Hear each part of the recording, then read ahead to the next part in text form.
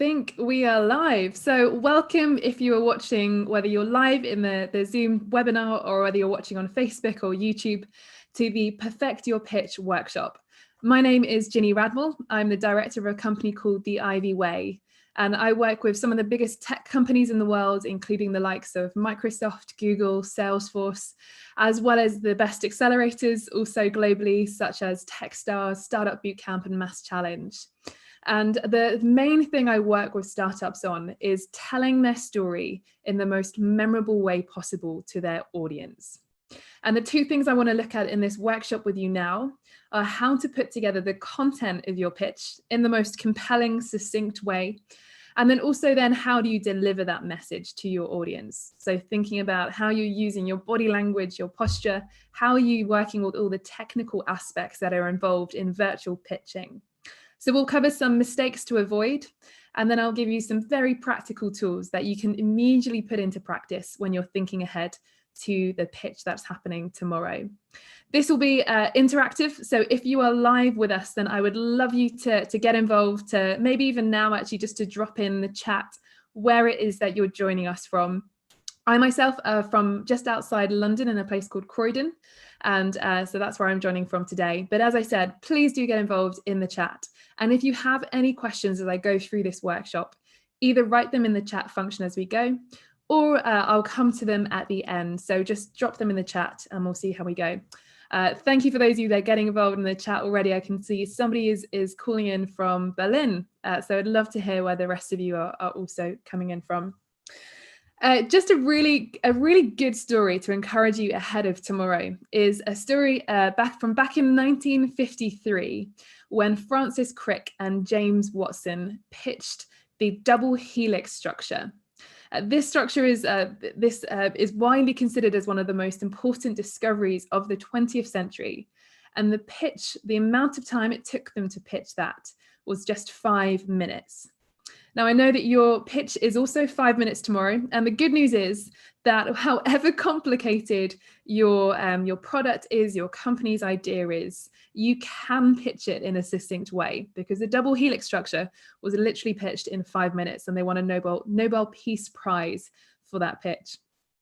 Thank you for those of you who are introducing yourselves on the chat. We've got somebody from Portugal, so hello to you, and Oscar from New York. So that's great to hear. So as I said, one of the things I'm wanting to look at with you is how you turn complex ideas and turn them or be able to present them in the most simple way possible. Now, as technical people, as very intelligent people, you will sometimes be struck by this thing that Donald Miller describes as the curse of knowledge. And that's essentially when you are so used to speaking in quite complicated language that when it comes to translating or delivering a pitch to somebody who doesn't actually know that much about what you do, it is very hard to communicate in a language which is universal or understood. And the other thing on top of that is, if you are a very technical person, if you're from an engineering background, etc., then you will naturally be a little bit more left brain focused. So very simplistic view of the brain. You've got a left side and a right side. The left side loves data, statistics, facts, numbers, and the right side actually enjoys emotion, picture, storytelling language. And your job when you're pitching is to persuade your audience, to get their brain, to get them involved in the pitch, which means that you will need to involve elements that actually use both sides of the brain, the left side, the facts and the statistics, and then also the storytelling language using emotion and story. So I'm going to show you a bit of both, how to bring those together into a pitch. I know that probably a lot of you have your pitch pretty nailed down already, so this is more of a tweaking phase for you. And that is why later on in this session, we will also come to some elements of delivery. How do you sit properly when you're pitching, or stand up if you're going to be standing up tomorrow? How do you breathe when you're speaking? And then finally, how do you use your voice well? And all of those tools together bring together an excellent pitch. Just to demonstrate how to use various elements when you're pitching and what really works for the brain, this is where I'd love you to get involved on the chat. I'm just going to go through a list of items, and from that list, I would love you in the chat to write down which of those stand out most to you, as in which of those, just as I'm saying them, connects most with your brain, or you feel some response as I say it. So the first word is Mona Lisa. as in the painting. The second is We Will Rock You, as in the song by Queen. The third item is the definition of truth. And the fourth item is your bedroom at home. And then the final one is the meaning of life. So I'll say those again really quickly, and then in the chat, just write for me which of those stands out most, okay? So it was the Mona Lisa, We Will Rock You, definition of truth, your bedroom at home, and then finally the meaning of life. So jot down just one of those in the chat which stands out most to you. And if you're watching this on the live stream, then maybe just make a mental note as to which of those rings true. This is a very interesting chat already. So there's a real mix. We've had two of the meaning of life, one definition of truth, and then finally, We Will Rock You. Now, this is actually quite different from normal. So often, maybe this is very telling of the kind of intellectual people you are, very philosophical. So some of those words in the chat are very concrete. So if you think about the Mona Lisa, then you probably have a picture of the Mona Lisa in your head. We Will Rock You, maybe you start to hear the rhythm of that song, or imagine if you've ever seen the play before, that memory comes back to you. But the definition of truth is a little bit more wishy-washy. It's slightly less concrete language. And this is what I was coming onto earlier on when I was saying that often if you are a very technical person, then it's very easy for you to speak in quite abstract language.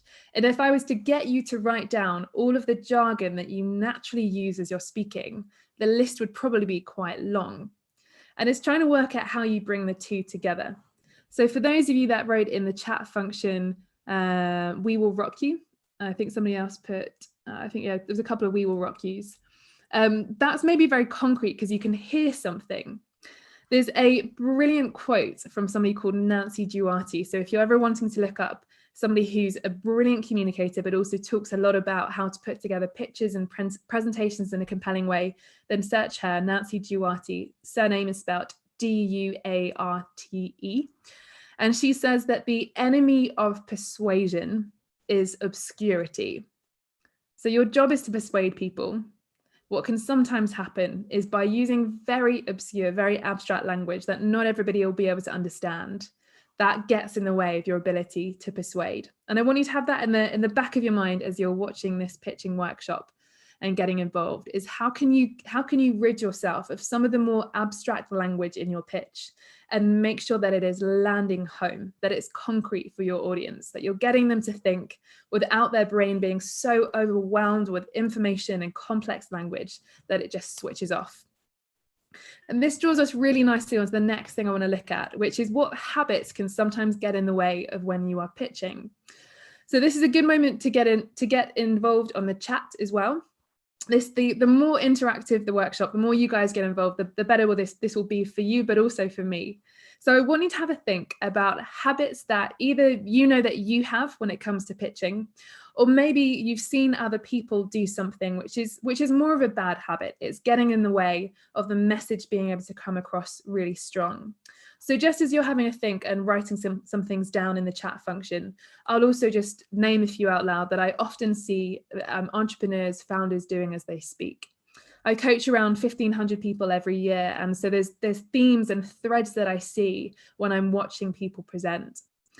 One of them is using filler words. So filler words are things like anything that fills the space in between your sentences or in between your words. And you'll see people do this when they're nervous or when they've slightly forgotten to breathe. So instead of breathing at the end of the sentence, they just do and everything starts to feel a little bit more uncertain when somebody's language sounds a bit more like that. So please get involved in the chat. What other things have you seen people do, or do you know that you yourself do? And the reason I want you to write these in the chat is because if I can get a sense of the kinds of habits that you are sometimes having to overcome or want to work on, then I can also later on in this workshop give you some really specific suggestions of what things you can do to work on those. So somebody's already said speaking very fast. Anna, thank you so much for that. That's great. Please carry on getting involved in the chat. Anything else? What other habits do people realize they have? And while you're writing those down, I'll just give you a quick one on the speaking very fast.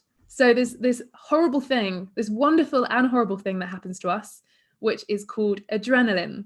And unless you are an actor or you've done speaking engagements for years, then it will probably sometimes get in the way of when you're speaking, because it naturally means your heart rate starts to get quicker, your breathing probably becomes a bit more shallow, and it will force you to speak quicker than you normally would when you're just in normal conversation.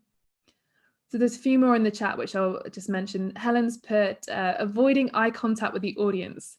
So this is interesting because whether some people used to do this when they were pitching in front of a live audience. A lot of people are doing this when they're pitching virtually. And that's because it is really hard to just stare at the screen continuously. What you'll notice, and this is a quick hack for you, is I'm actually looking, you may or may not be able to see, but I'm looking directly into the camera at the top of my laptop. Now this helps because I can't actually see any of you on my screen because this isn't the normal Zoom call, this is the webinar. But it's really helpful to try and look directly at the camera rather than your eye contact going all around the place, because you start to build a bit more connection. There's a few more in the chat coming through. So I used to speak without pausing for a bit of rest. And sometimes I also speak in too much detail. So Joan, this is great. Speaking without pausing to rest, that sounds like eventually you'll end up not having any air in your lungs and you'll be near to collapsing, especially if you're doing a 5-minute pitch and then 3 minutes of Q&A. That sounds very tiring. And then you said, I sometimes speak in too much detail. So those things are probably quite linked for you, Joan, when you're speaking, in that if you're not pausing, then you would just carry on going right the way through your sentences. If you're somebody who doesn't use much of a script, then you're often in danger of just speaking a bit too much and sharing too much detail, because it means you never have the end of your point, you never quite reach, because you don't quite know what it is and where it's going to come. So I would really advise making sure that you at least have strong bullet points down. And the shorter your sentences are when you're scripting things, the more succinct you will be, the easier it will be to breathe as well. So nice, short, sharp sentences, always much better. Oscar, you said saying okay to connect sentences. I love the honesty of this. Okay is a really common one that people use, and then so is so before you go on to the next point. And there are many others as well that people use. And then finally, I'm sorry if I say your name wrong, Venkatram, you've said quicker thinking with reciprocal interaction. Wow, I'm just trying to decipher that myself. Okay, so can you just maybe write in the chat what you mean by that, because I'm actually slightly confused myself. Quicker thinking with reciprocal interaction. Is that if you are live, you often, there's more to play off of, and so there creates this buzz between you and the audience? I'm not quite sure, but please fill me in just so I can understand what it is you're saying there. So all of these are great if you've identified what it is you do when you are speaking, then it's that much easier to work out what you're going to need to be able to do instead. Thank you for clarifying. New concepts needs reciprocation, yes. So if you're introducing something new to the audience, then you're going to need to make sure it's clear and maybe even repeated once or twice just to make sure it lands really clearly. Thank you. So what I would like to do a bit later is give you some technique, some tools to get around some of these things that you've identified here. So not looking at the audience, speaking too quickly. And a bit of background for myself. I originally trained as an actor. So some of the technique I'll give you are things that actors do when they are on stage or they're warming up before a pitch. Great. All right, so one of the things I want to look at with you next is something called the hero's journey. Now, this is a concept which is taken from the work of Carl Jung and also Joseph Campbell, and it looks at the elements you need to make a really good story. And we could also apply the same technique to looking at what makes a really good pitch. For this, I'm going to open up the whiteboard feature on this, so you'll just need to follow through what I'm drawing on the whiteboard for you. My caveat on this is the whiteboard feature is very hard to draw on. So if you are an artist, then please bear with my drawings. But these are the elements that you need when you are walking somebody through a pitch or a story. And at the end of showing you this element, then I will also show you how you can use it, translate this into your pitch itself. And any questions you have, please, as I said, feel free to jot them on the chat function. So let me share my screen with you and grab the whiteboard. All right. I'm hoping some of you have seen Lord of the Rings. If not, then this is like a whistle-stop tour to Lord of the Rings. And I'll try and weave a couple of other films in, like Harry Potter, a bit of Star Wars as well, because most Hollywood movies follow some sort of narrative, which is similar to this technique I described called the hero's journey. And it starts like this. There is a hero, and they live in their world, which they are very familiar with. So this is what is described as their ordinary world. So it might be the hobbits in Lord of the Rings live in the Shire, or Harry Potter lives under the stairs at Privet Drive. And everything is pretty nice, pretty ordinary for them. And then something happens, which in storytelling terms is called the call to adventure. So they are invited to go on some sort of adventure. That might be when Gandalf comes in and he says to Frodo, why don't you come on this adventure to return the ring to Mordor? Or when Hagrid arrives and says to Harry Potter, why don't you come to Hogwarts? And there's this invitation to cross the threshold from one world into another, from one setting into another. The character normally says yes, otherwise the story just ends there and nothing else happens. So they say yes to the invite, although there is normally this grappling moment where they're just trying to figure out how much they want to go on the adventure or not. And as the characters are flawed, just like we are as human beings, there is normally this moment near the beginning where it feels like things are going all right. And it very quickly then, at some point, very soon after, descends into what is called the pit of despair. And that's the Hollywood phrase for it. And it's either something which is physically, literally they are in a pit. So it might be Frodo, who is captured by the spider, or the hobbits are captured by the orcs, or simply Harry Potter can't find a way to defeat Lord Voldemort, and everything feels in a despairing moment.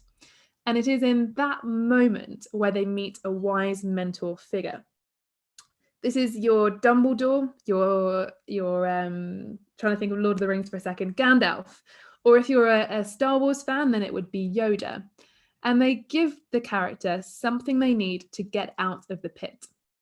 That might literally be something metaphorical, like a piece of advice or encouragement, or it could be something physical. So Gandalf, who comes in on his white horse over the mountaintop in the second film and starts to defeat all the orcs and do battle with those around him.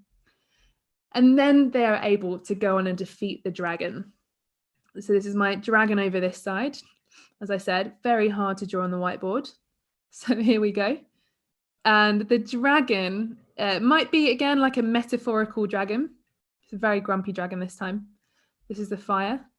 And they are finally defeated in normally quite an epic battle, especially if it's a fantasy film such as Lord of the Rings or Star Wars. And then they can finally get the treasure that they have been after. All right, so here we go. We've got the setting of the scene right the way over here. You've then got the pit of despair. You've got this climatic moment where they finally defeat the dragon and get the treasure, and everything ends happily ever after. And the other key features I want you to realize in this structure is that there is normally a lot of emotion in a story. This goes back to right what I was saying at the beginning, in that when you are delivering a pitch or whatever it is, presentation or talk, it needs to have an element of emotion in it, because at the center of us as human beings, we connect on an emotional level with something. And if you think back to some of the most memorable talks that you've ever listened to, there has probably been an emotional quality to them, which is why you have connected with them. The final element you need to have it in a story is pictures, because as human beings, we mostly think in picture form. In fact, of the 3 billion bits of information that get thrown at our brain every single day, about 2/3 of that is in picture form. So really important to make sure that you are weaving in pictures when you are pitching. Now I want to show you how you can use this if you are pitching, if you're telling you're delivering your pitch tomorrow, for example. And in that instance, this whole narrative can be taken when you're talking through your problem and your solution. If you're applying this narrative arc, then the hero of the story is your customer or your end user. So whoever it is who is benefiting from whatever you've created, they are the hero. And right at the beginning of the pitch, you need to describe what their setting is, what it is they are experiencing, and probably what the pain is. Now, this is one of the areas I often see founders slightly skimping over, in that I don't often get a sense really of what the pain is that the customer is experiencing. And the reason this is important is because if we can get the pain that the customer is experiencing, then we can empathize with them and we get the need for there to be some sort of solution. If we don't care about the problem, if it doesn't sound that difficult, that hard to overcome, then in the back of my mind, I'm always asking, well, why do we need a solution for this then? Or as an investor, or why would I invest if this problem isn't actually doing much, changing much in the world? So make sure you describe the pain or frustration that your customer is experiencing. Then wonderfully, in this storytelling technique, you are the wise mentor, because you are giving customers in their moment of pain, in their frustration, something to get out of the pit of despair. And that is then when you go on to talk about your solution. What is it you provide? What are some of the features? And how does it change the world? Because essentially in a story, you are describing what the world looks like initially without what it is you have created, and then going forward, what would the world look like with what it is that you have created, developed, designed. So there needs to be this tension point or this contrast between the two. So whether you have developed your pitch and it's ready to go or not, I would love you to do a quick exercise with me. And that is that I would first of all like you to write down 4 or 5 jargon terms. So by jargon, I mean buzzwords, technical language that you use or you have in your pitch, which you maybe use quite often to describe either the problem or the solution. And if you've got a piece of paper in front of you, or you're welcome to also put them in the chat, because this might be quite interesting for the rest of us to see. I'd love for you to write them down on a piece of paper, so you can just identify what the key words are, what the jargon terminology is that you often use. And then the thing you're going to do after that is have a go at describing the problem and solution using this hero's journey without using any of the jargon. So essentially, I want you to try and simplify what you're saying. And now I'm not saying that you cannot use jargon when you pitch. All I'm saying is that there is a place for jargon, for buzzwords, and that it's really important that you know how to deliver the most simple version of the story, so that if you are pitching to somebody at some point who doesn't know anything about what you do or your industry, then you have something to hand. It's like you've got a tool in your toolbox where you can then communicate well to somebody else what it is you do. So have a go at doing this. Write down 4 or 5 jargon words that you use. And then in bullet points on your piece of paper, write down the hero's story, the version of the story which describes the hero, which is your customer, what their pain is, how you come in as the wise mentor, and then how the features that you have built or created go to what they do to tackle the problem and solve this for customers. So almost like a 3-part story: set the scene, give us the problem, and then tell us the solution. But I would like it to be in storytelling language. And then when you've had a go at doing that, what we might do, we'll see how this goes, is invite one of you to actually share this, if you would like to, with the rest of the group. So we'll figure that out in a second. But if somebody would like to share what they have written down and get some feedback as well, then we'll get you to come on and be one of the panelists, so we can all see you as you tell your story. But we'll pause just for 2 minutes, and I would like you to have a go at writing down 5 jargon words and then the hero story of your problem and solution. So I'll give you a couple of minutes just to jot that down, and then we will reconvene in a second, and I'd love to hear some of those stories. I'm going to stop the screen share because I think you've probably all seen this for long enough now. So we'll stop that. Great. If you have any questions of anything I've just said, then please drop them in the chat function and I will answer them for you. You can either private message me or just drop them as a Q&A for everybody to see, and I'll make sure that they get answered.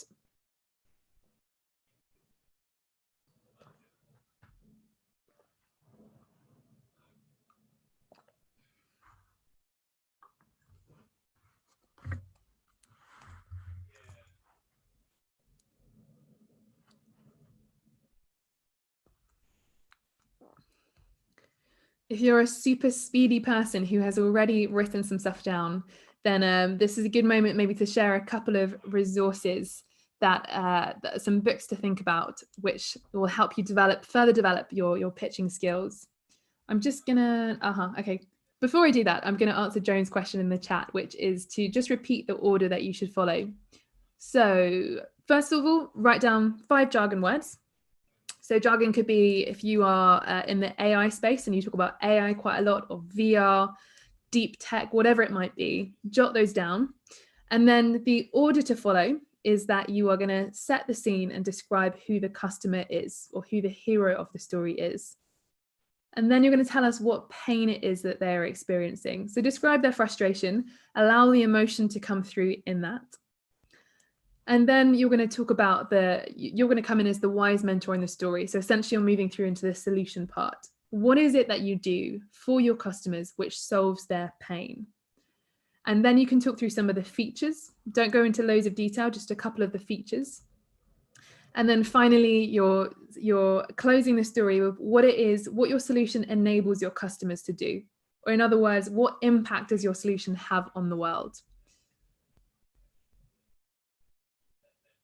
Okay, I've got another question in the chat. Some pitches draw attention to pain points, but some solve higher level problems. So do we add a solution level to the pitch? Okay, well, if you solve bigger, higher level problems, then that's fine, and that's your angle. So I think the question is some pitches or some solutions are solving very specific niche problems, and others are in a bit more of a macro scale. And so just decide for yourself which angle you would like to go in on.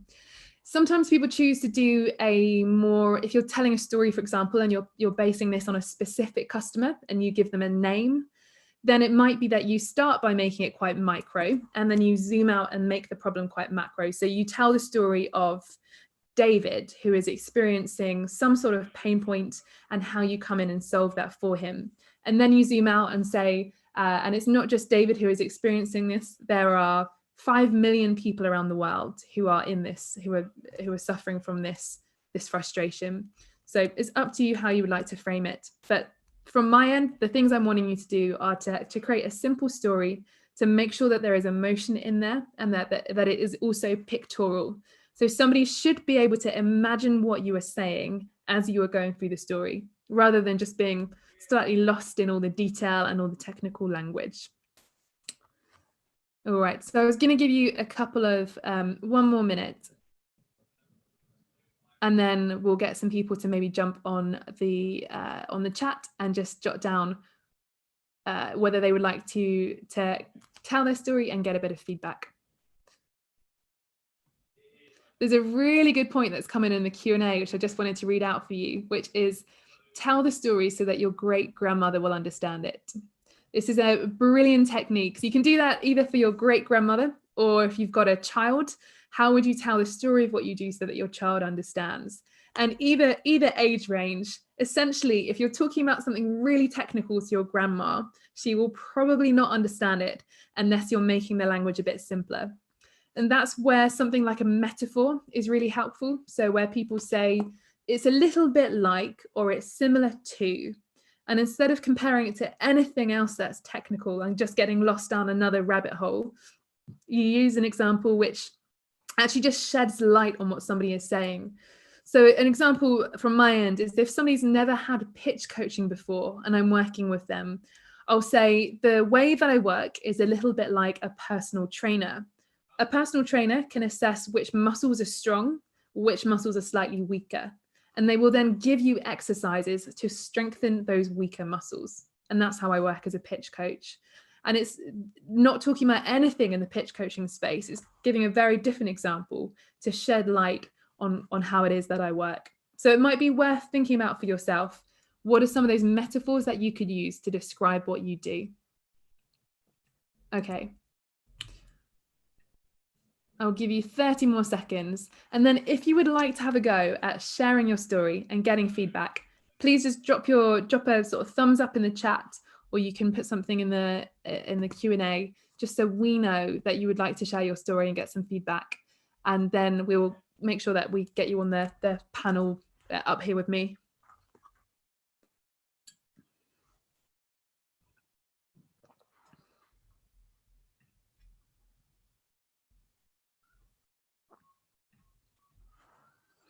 And while you've got a few more 30 seconds, I'm just going to drop a couple of resources in the chat for you. So this is a really good book.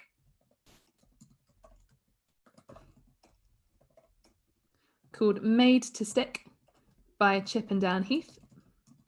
And this talks about all the elements, some that I've already spoken about in this workshop already, things that you can do to turn quite heavy technical content into something which is a bit more interesting. Another book which is great for this is Story Brand by Donald Miller. I'm sorry I'm not giving you the Amazon links just so I don't have to jump off this chat. But if you are a whiz on the computer and want to find any of these books and drop the Amazon links, then you are very welcome to. And I'll give you a few more later as well. Oh, thank you, Ruthie. Absolutely stellar. Very, very quick on the dropping the Amazon links in there. So if you would like to share the story, then I would love you to drop your name in the chat and I will come to you and make sure we get you on the panel. So please, somebody volunteer who would like to share their story. Going to wait for a few moments. Otherwise, I might just pick somebody. So if you have a burning desire to tell the first 30 seconds of the story and get some feedback, then please drop your name in the chat. I know it's quite a nerve-wracking thing to do.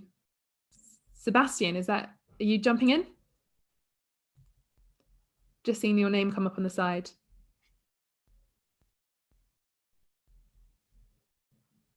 Sebastian, are you jumping in to tell your story? Have I just got that wrong? Nope, not sure if he is or not. Would anyone else like to tell their story? This is a great opportunity to get some feedback from your peers, but also from me to be able to give you some quick fire notes on how you could develop the story further.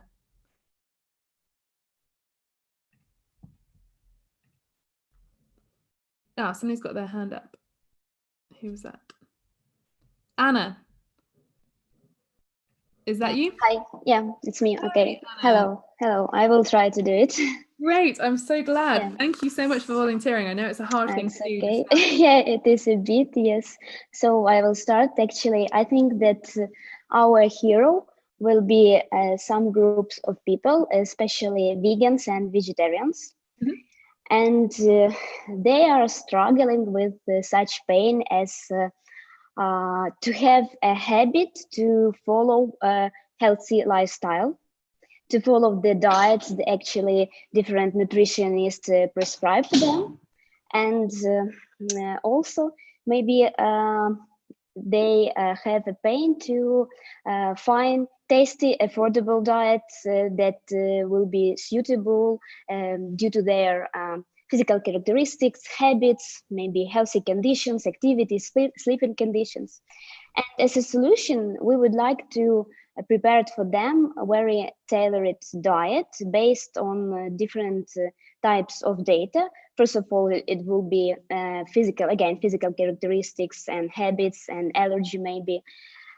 So they are supposed to give us that data, and as well to add the 7 days food diary for us, that we will look at this diary and to understand more their eating habits. And then we analyze this data. We'll study the nutrients they might need and combine it in one tailored data. So we're going to match these nutrients with database of recipes, and then we'll provide that tailored diet. So like this, in 1 minute, maybe I did it. I think it was in 1 minute. So well done for getting through so much information so quickly. Let me give you some, if you keep your video on for a sec, because I'll just give you some feedback and maybe yes, even have a go at doing this again. So I first of all have a couple of questions. Okay. One is this, so it sounds like in the solution you're talking about, this is very data driven on your end. So I would love to know what data that you are, what the assumptions are that you're working off the back of, or what data you're working off the back of, which is why you've come up with, why you've decided to address this problem. So for example, what stats or facts do you have on the amount of people who are following a vegan or vegetarian diet that are struggling with the nutritions that they're putting in their bodies, or the lack of nutritions that they have in their diet?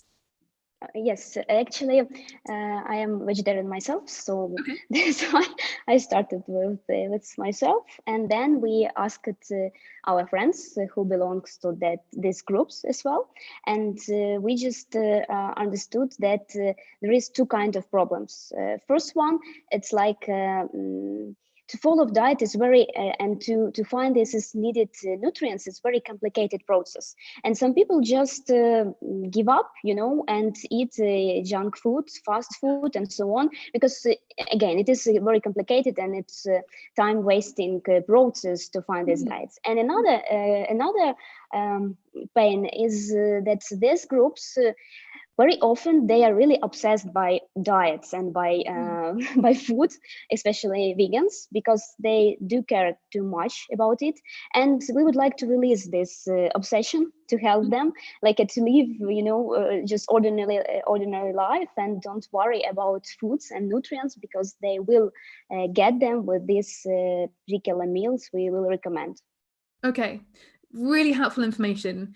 Things that came out from that, which I think you could include in the short story version, is one, that you're a vegetarian yourself, because I think that helps. That are you the founder of your team? Yeah, team lead. Yeah. Okay, that helps that you can really empathize with this problem yourself, because you yourself have been there. And I think there's also this, one of the pain points you picked up on there is how time costly it is.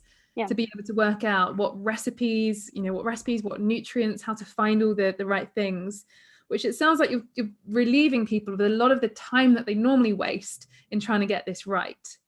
And then the final thing which came out there is it's almost the holistic nature of this problem, the fact that it can affect quite a lot of areas of somebody's life, whether that's not just the time that it's wasting, but maybe also the cost of trying to find all the nutrients that they need, and what effect that has on somebody's health.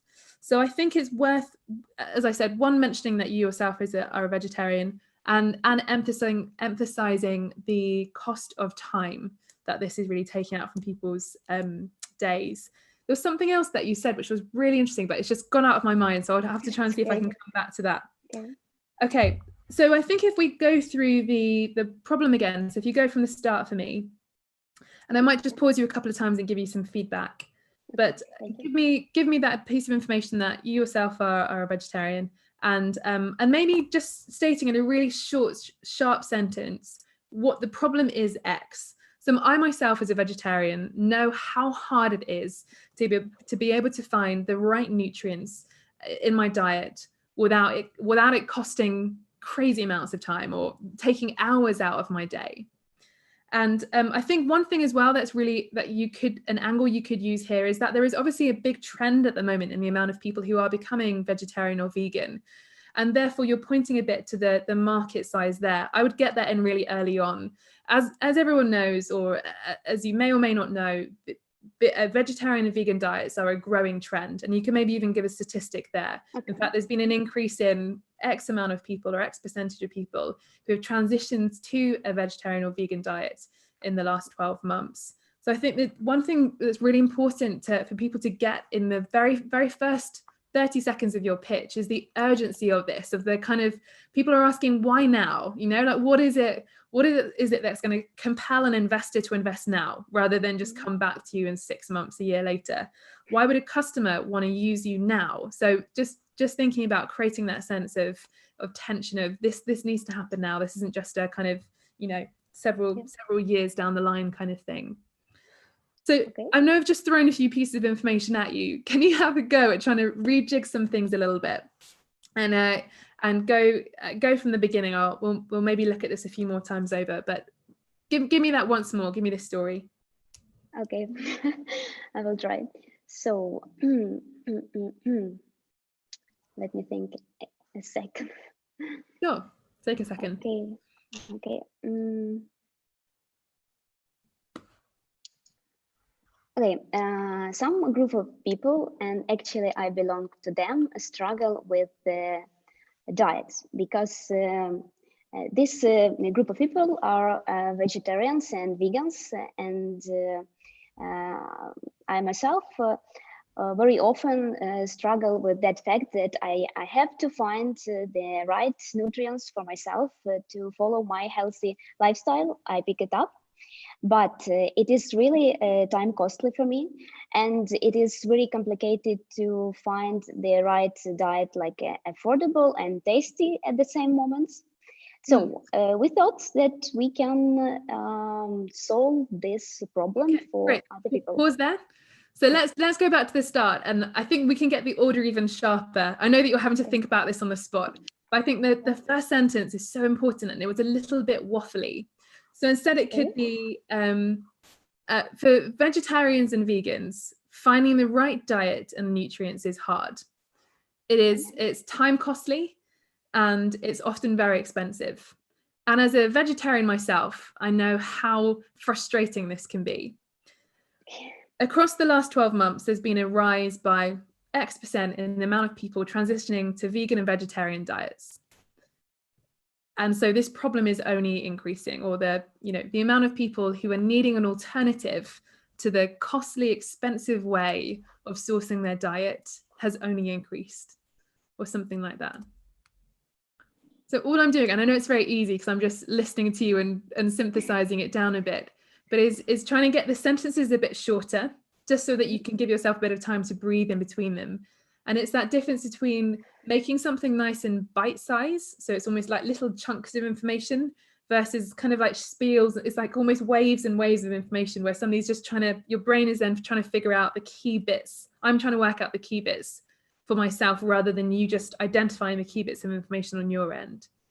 So do you want to have a go at just doing that problem once more?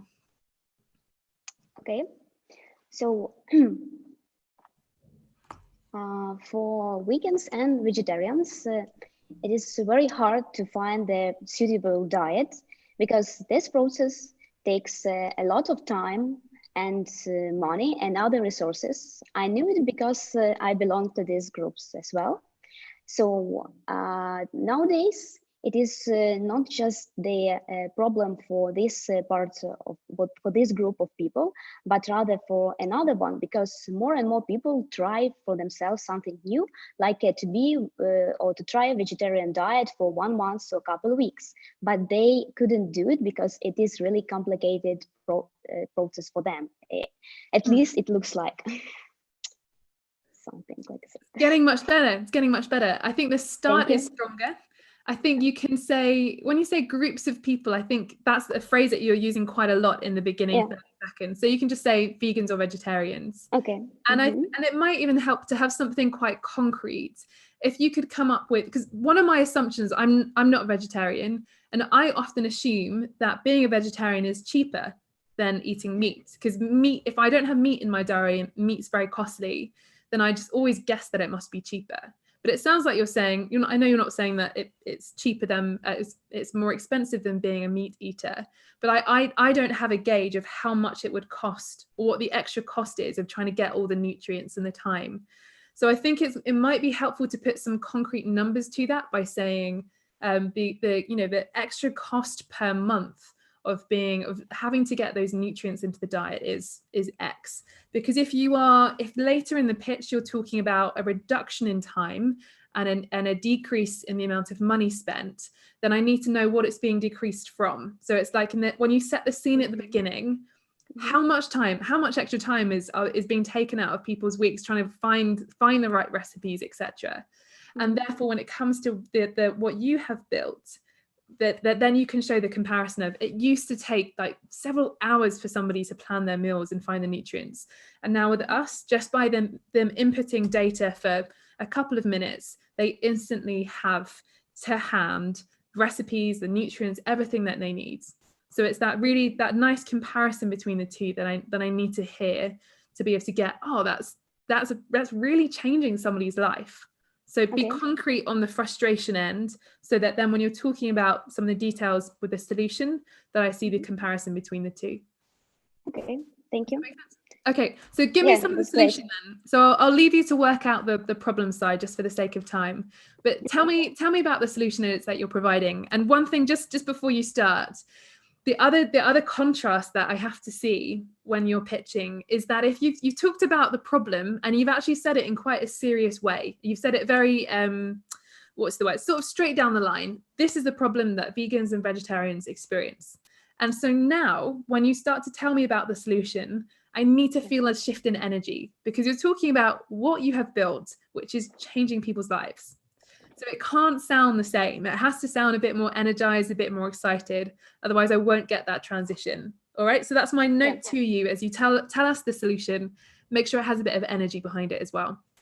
Okay. Right, go for it. So we came up with a solution that will solve such problem for the vegan and vegetarians, such as save money and their time and energy, and will suits them well, because we will provide the all needed nutrients based on the specific data we get from our customers. So this solution will be a tailored diet for vegans and vegetarians, and this solution also will help them to follow this diet.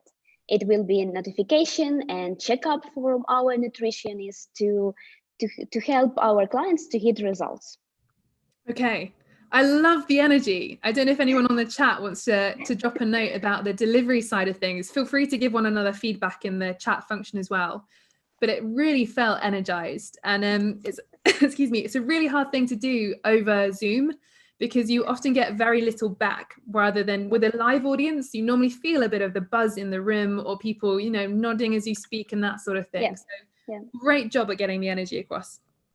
I want you to be able to say as the first sentence in that solution piece exactly what it is you do, because I am actually a little bit confused as to whether this is it that somebody's getting information sent through? Is it that they're getting, you literally send the nutrients? You're sort of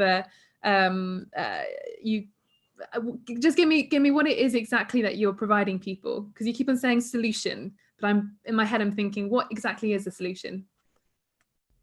The solution itself, it will be application that will send the tailored diet to clients, and that diet will be matched and prepared based on the nutrients our client might need. Okay, so then the first sentence might be, so we have created an app which provides people with tailored diets based on exactly the nutrients that they need, or something to that effect.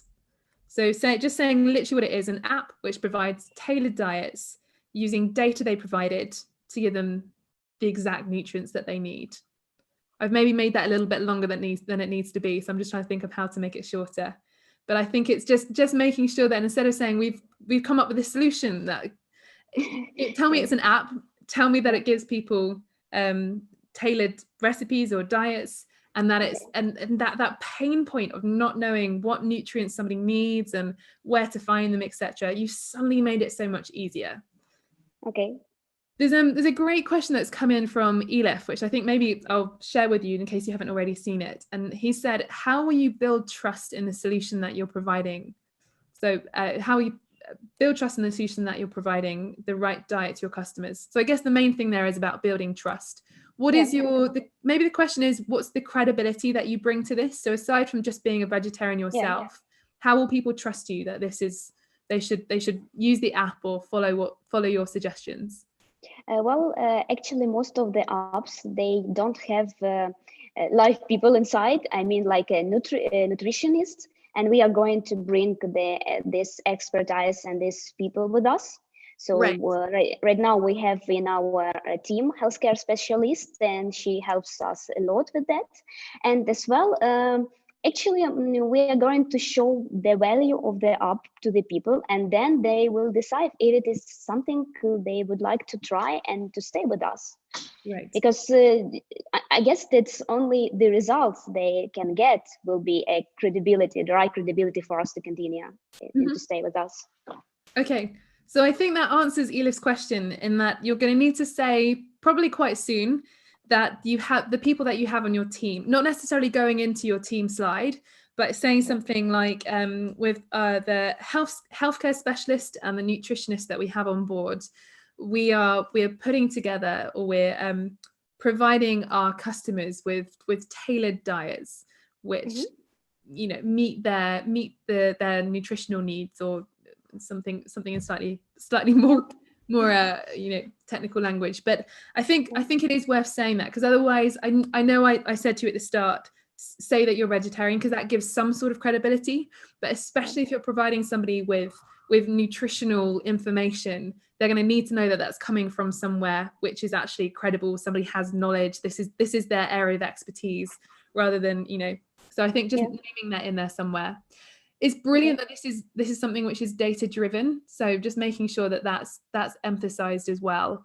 And then once you've given this sort of headline of the solution, then you can go through into some of the details of how exactly that works, what information are they inputting, and therefore how does that then create these bespoke and tailored recipes or nutritional guides for people. There's some things for you to think about there. I'm aware of time, and thank you so much for letting me fire feedback at you. But I also wanted to just walk everybody through some feedback or some exercises around posture, breathing, and voice, like I said right at the start. So you are welcome to you either are welcome to stay there and do these with me, or you're welcome to turn your camera off. I do not mind. But I'm going to walk all of you through some quick exercises. So probably most of you are sat down at the moment. And what I'd like you to do as you're sat there is just to put your feet flat on the ground. So basically have your feet like this on the ground, and they shouldn't be crossed over in any sort of way. So not one leg crossed over the other, not one foot crossed over the other, just nice and flat on the ground.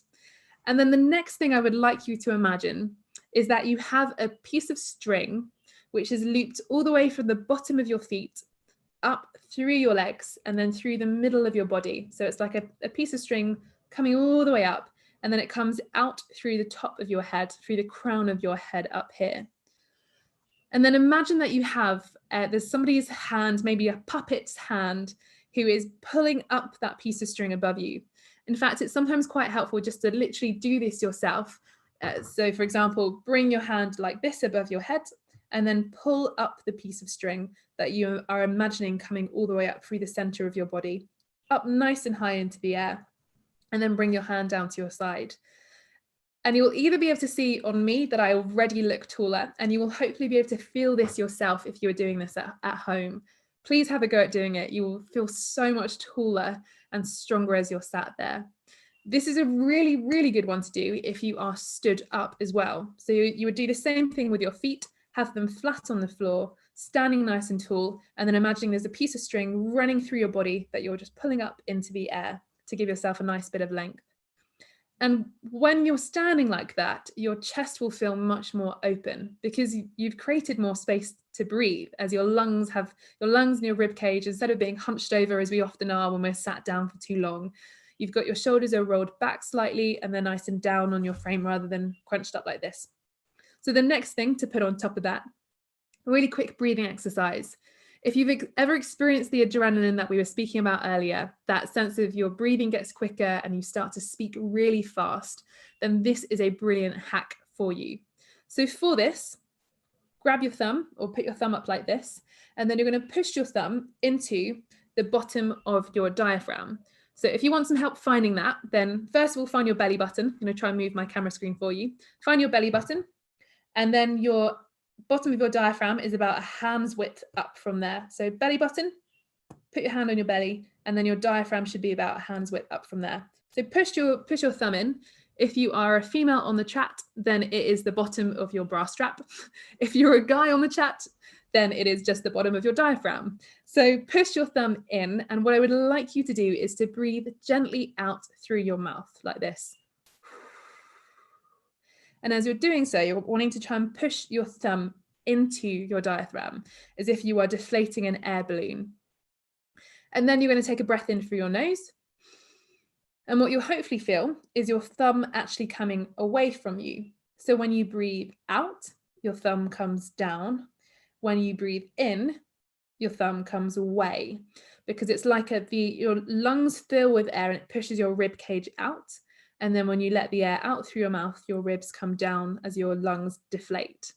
The reason this is important is because often when people are pitching and they get nervous, the opposite starts to happen. You're breathing in through your nose and you're sucking in your stomach, crunching your shoulders up to your ears, and it's constricting all the space that you should be using to breathe. So please have a go at doing it that way round. If you do that for 5 to 10 breaths before you're about to speak, before you record your pitch or you're delivering your pitch, you will feel so much calmer. And then the final thing to do is just to warm up your vocal cords and then to warm up your facial muscles as well.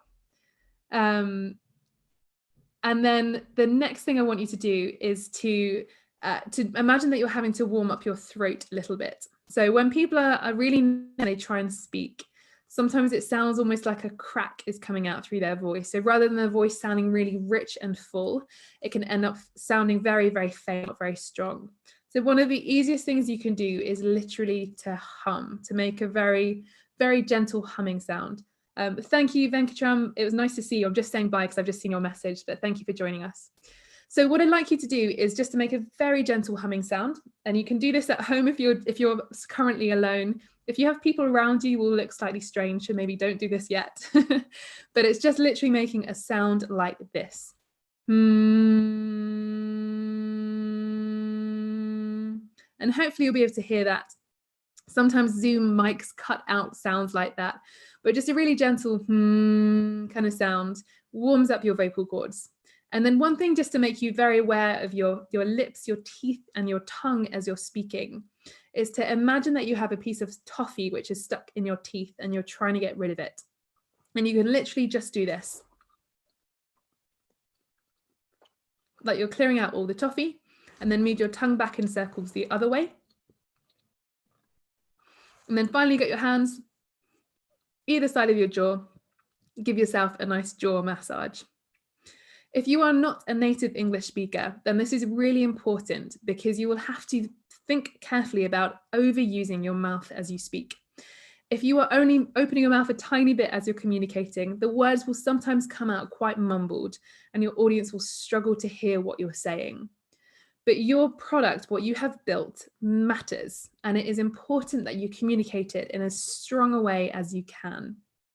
So to bring all of this together, it would be really helpful if you spent some time actually then rehearsing your pitch after doing an exercise like this. So make sure you're sitting nice and tall, take a breath in through your lungs before you speak, maybe even warm your voice up a bit, and think about using your teeth, your lips, your tongue as you're speaking to get the words out.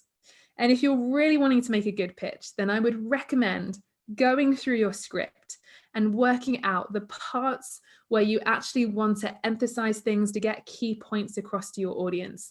Underline them in your script and make sure that you practice saying them with a bit more energy. So for example, when you are talking about yourself and what makes you credible, or you're talking about any traction that you've had over the last few months or weeks, any notable people, notable companies who are talking about what you do, anything like that, you should say that with energy because it's good news. It's not something to be coy or shy about. We're very used to, especially in British culture, often in European culture as well, of being quite apologetic about our success and not really saying it like we really own it. So make sure that you say it in a very, very succinct, very proud way. Most people are not in danger of sounding arrogant at all, but we often fear sounding arrogant. So those are my top tips on the delivery side of things. Just really quickly as we come to close, and I'd love to hear in a moment from you guys who are still live with us in the Zoom chat of what things have really landed for you. What are you going to take away when it comes to pitching tomorrow? But just as you're writing some of those things in the chat, I'll just go through a couple of quick top tips on the tech setup. So what you'll notice on my end here is that I have more light coming towards my face than there is behind me. If you're wanting a good lighting setup, then make sure that you're either sitting in front of a window, just so you've got natural light coming towards you. I've also got a ring light, which you do not need to buy because you probably won't have time before tomorrow, but you can always use something like a lamp or an extra light just to provide a little bit more light on your face. Then have your camera at eye level so that you can speak into the camera. And then finally, if you naturally speak a little bit quietly, if you're recording yourself or you're doing this live, whatever it might be, play around with the microphone input, which you can do very easily just by changing some settings on the inbuilt microphone in your laptop, or just look it up on Google how it works for your specific laptop. But play around with some of the settings to make sure that you are getting as much sound as possible to your audience. If you have any questions, you can either drop them in the chat function now, or you could always find me on LinkedIn, ask them specifically to me over message. But it'd be really nice for, just to end, it would be good to hear what in particular has landed for each of you. So if you're live with us, just jot something in the chat. What has been helpful? What can you be applying ahead of your pitch tomorrow? So I think Helen's just dropped in the chat my LinkedIn, so feel free to add me on LinkedIn, reach out with any questions. Otherwise, it would be really nice to end just by hearing from a few of you as to what you can put into practice for your pitch tomorrow. So get involved in the chat. Let's hear a few. Type fast because we've only got a few seconds left. Going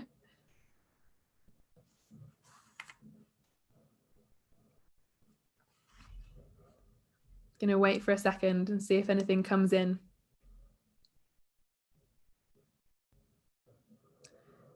Great. Thanks, Joseph. He's just said, thank you for the tips. Lovely. Thanks, Ruth. Love to see how I can involve a bad pitch in just a few minutes. It was not bad at all, I'm sure. Good. I'm glad the storytelling tips were helpful. It sounds like that's landed for a few people. So that's brilliant. Really, really glad to hear. As I said, any other help that you need ahead of tomorrow, if you would like to send across a short version of your pitch or the full 5 minutes of your pitch to get some feedback, reach out to me on LinkedIn. I will do as many as I can today and give you some specific one-on-one feedback if that would be helpful for you. So feel free to grab me on LinkedIn and I can, it'd be a pleasure to do that for you guys. Otherwise, best of luck for tomorrow. I'm sure there'll be some brilliant pitches, some brilliant Q&As as well. Make sure you bring all the energy you can to it. Sit up tall. Make sure you smile at points as well when you're presenting, just to give the best pitch possible. Helen, did you want me to hand back to you to finish, or shall I end there? Just looking towards you in the chat, just in case. End here. Lovely. So that's the end of the pitching session, pitching workshop. It's been a pleasure to have joined you guys. Thank you so much for getting involved in the chat. And for any of you that have been watching live on Facebook or YouTube, thank you for your participation as well. And best of luck with the pitches.